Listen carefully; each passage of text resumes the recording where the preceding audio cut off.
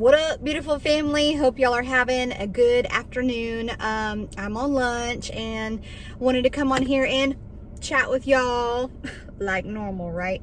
I was thinking about something really random the past couple days. It really just got me thinking and kind of just wanted to share it with you guys. I know that there's a lot of different mixed opinions on how we all should go about this whole thing, and some people just wish that we all could just get along and sing Kumbaya like I told you guys. And I really want you guys to understand the severity of what's really at stake here, and like what is on the line. At the end of the day, like we're all just trying to win souls for the kingdom. And it's souls at stake. It's people's eternity. And when it comes to contending for the gospel, there's some battles that, those are only the Lord's to fight and we're just to rest. But I look at contending for the gospel as a battle, and that battle is ours to fight. And some people may not agree with that, but that's just how I look at it. I was thinking about the other day, I was thinking about the heart of the Father. And this may be a different perspective, but I want to share it with you guys just because it's something that was kind of brewing in my mind. And, we're all the time thinking about us and always wanting, the Lord to take care of us, and as he says he will do, right? But I just got to thinking about, how does the Father feel about all the people that do and will get in front of him, and he says, "Depart from me, I never knew you." And, the Bible clearly tells us that that is what he will say to many on that day. "Depart from me, I never knew you, you workers of iniquity." Now, that's all we really have to go off of, right? For example, the crucifixion. The Bible gives us details of what Jesus really had to go through on the cross. It talks about how Jesus was unrecognizable to many.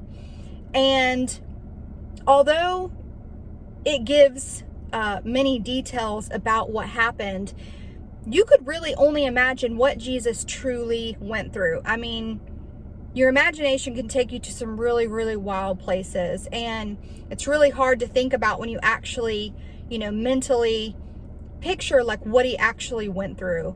And I thought back to, all of the people who reject God, how he really must feel, and what would that conversation, or what does that conversation actually look like when they finally stand before him. There's many people that die every single day, and a lot of those are non-believers. And for the believer, it's a great conversation when they get in front of him, right? Because he's welcoming them into heaven. But for many, that conversation does not go so well. And although we only know what the Bible says, he says, "Depart from me, you workers of iniquity. I never knew you." But I feel like that verse may go towards people who probably trusted in themselves and never really trusted in the blood, and I think it's a case by case. I think it's a person by person, conversation. I don't think that whenever, and I'm thinking out loud here. I don't think that, every person that stands before Christ that was a non-believer, he just says, depart from me, I never knew you. Depart from me, I never knew you. You know what I mean? I think because, in that verse, he says, "You workers of iniquity." So it's the people that were trying to work it out. They were, they stayed in law. They never believed in Jesus Christ for their salvation. They trusted in themselves, or they tried to find another way, right? So, and then they may just be non-believers that they just rejected it altogether, and he just said, "Depart from me." But my imagination starts to run, and the things that I'm speaking of now are not technically biblical, but I really wonder, like, what does that conversation look like for God and that person? It's not really it's not for us to know anyways. But what I'm getting at here is, how heartbreaking do you think that is for God to have to do? At the end of the day, he gives everyone free will. Satan had free will, and all of the angels had free will in heaven. And ultimately, Satan decided to rebel against God. And Satan was sly, and he was deceptive, and he had a way with his words where he was able to convince a lot of those angels to leave with him. So God does not force anyone to love him. He didn't force Satan and his angels to stay there with God. He gave them free will just as we have free will. And so to look at that person eye to eye, who he formed. The word says that I formed you, or I knitted you in your mother's womb. The Lord created them and gave them free will, and ultimately, like, they rejected him. And so how heartbreaking do you think that is for God to stand before that person that he created, he knitted together in their mother's womb, and the whole time that person was alive on earth, he was trying to draw that person to him any way that he could, just to get their attention, and they rejected him? How hard do you think that is to have to send them to hell? Like, do you think, I just personally don't think, just knowing the heart of the Father, knowing who he is, I don't see him, I don't see that being an easy thing for him to do. I don't think he's just up there being like, yeah, depart from me, I didn't know you. You know what I mean? Like, depart from me, like, all right, like, now you have to go to hell. You know what I mean? Like, I just don't, that's not the Father that we serve. And, I just imagine what that conversation looks like, and it really just put it into perspective to me, like, the importance behind contending for the gospel. And that is not only just giving the gospel, but it's standing up for the truth.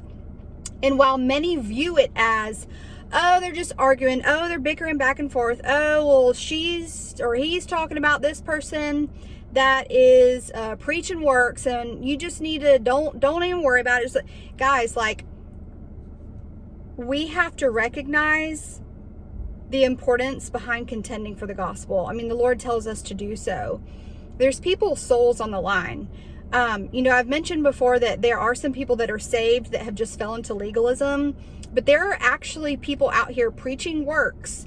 And what if a non-believer who the Lord is trying to draw to him comes across a channel that is preaching law and preaching works and telling you that you have to, work your own salvation out, like, to be saved, like telling you that you have to do XYZ plus believe to be saved. You know what I mean? Like, if they are hearing an accursed gospel that doesn't save, that's a big deal. And so it's not something that we can just brush under the rug. While there is a way to properly approach it, which I've been learning, I get in my flesh a lot, and it just, like I've told you guys, comes from a place of compassion in my heart, and just, it's hard to see the truth and then to see other people be burdened down by legalistic messages that don't save. Like, the word says that if you hear anyone, even an angel, preaching an accursed gospel other than the one saving gospel that was given to us, it is to be accursed.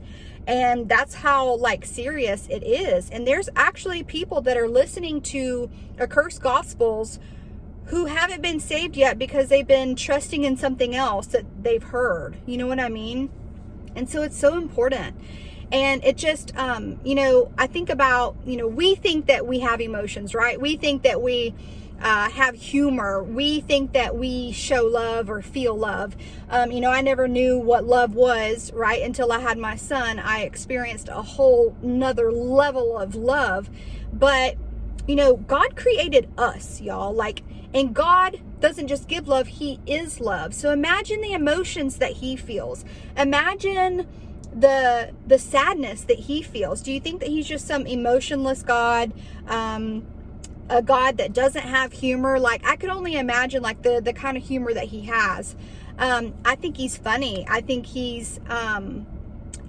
he has emotions like we do. I mean, he created us. So why would we think that he doesn't experience those things too? You know what I mean? And just thinking about how that conversation actually goes. Has anybody ever really just thought about it, just having to have someone stand before him who he tried and tried and tried to draw to him, and they rejected him. Literally died for that person. And then just to get rejected, and to have that conversation, I tried to draw you to me.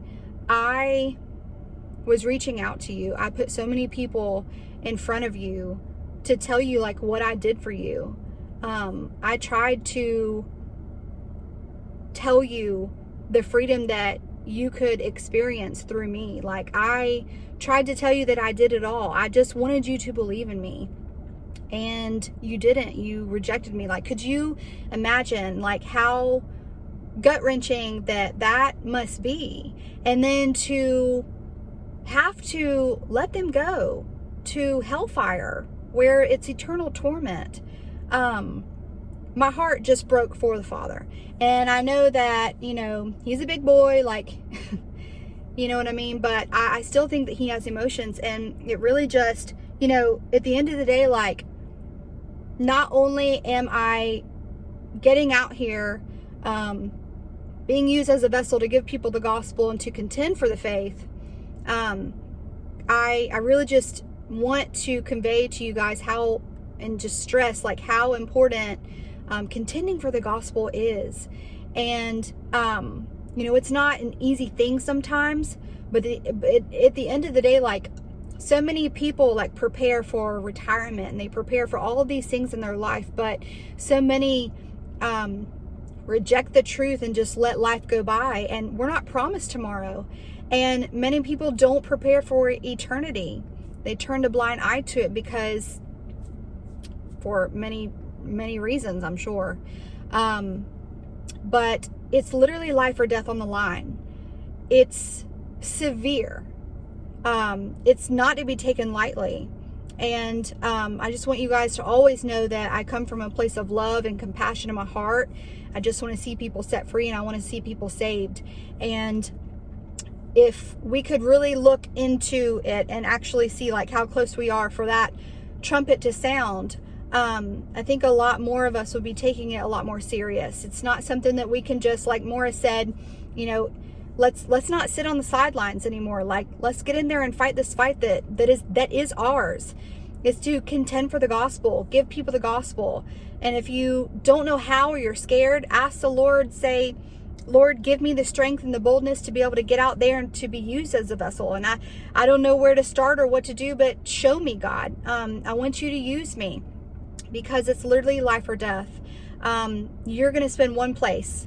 It's going to be either in heaven or in hell, and it is for eternity.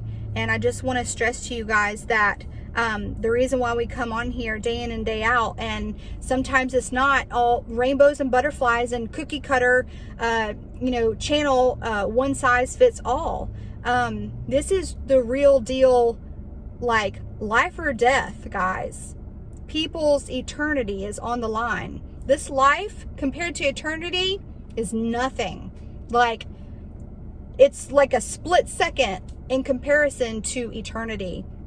And so, whenever you have people that are preaching works, preaching an accursed gospel, preaching legalism, trying to bind people up and put burdens on people, I don't take it lightly.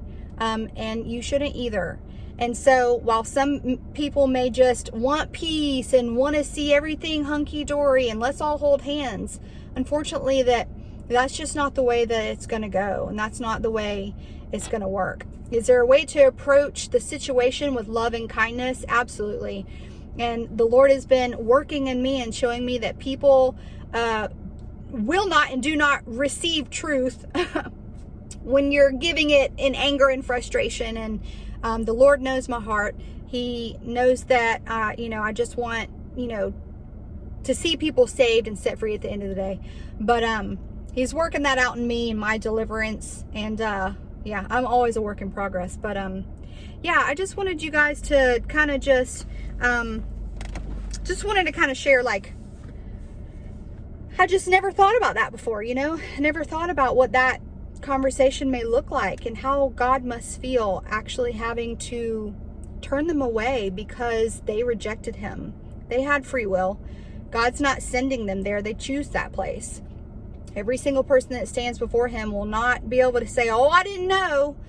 They had multiple opportunities. And my heart, it breaks just to actually think about what that must be like for Him too, because I don't just see Him being somebody that's like, oh, depart from me. Oh, you got to go to hell. Like, this is not your home. You know what I mean? Probably breaks His heart to have that conversation with Him. Like, I tried to get your attention. I tried and you rejected me, So, let's see the importance behind, contending and giving people the gospel, and just everything that we do on here every single day, or everything that you do in your life. It's so serious. It's very important. So, all right, guys. Well, I love you all so much. I know that, I kind of just rambled today, but wanted to come on here and just chat with y'all. And I hope y'all have a great rest of your day. And I will talk to you tomorrow. See ya.